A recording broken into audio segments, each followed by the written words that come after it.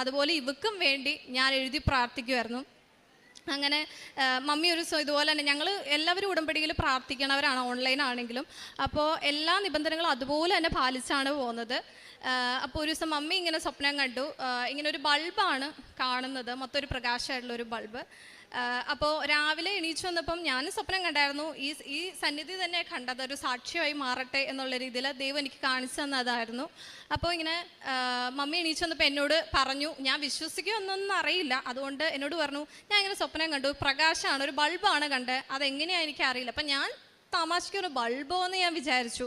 അപ്പോൾ ഇവൾ എക്സാമിന് കയറി, കുറേ നേരം കഴിഞ്ഞിട്ടാണ് ആൾ കരഞ്ഞുകൊണ്ടാണ് വിളിക്കണേ ഞാൻ പാസ്സായി എന്ന് പറഞ്ഞിട്ട്.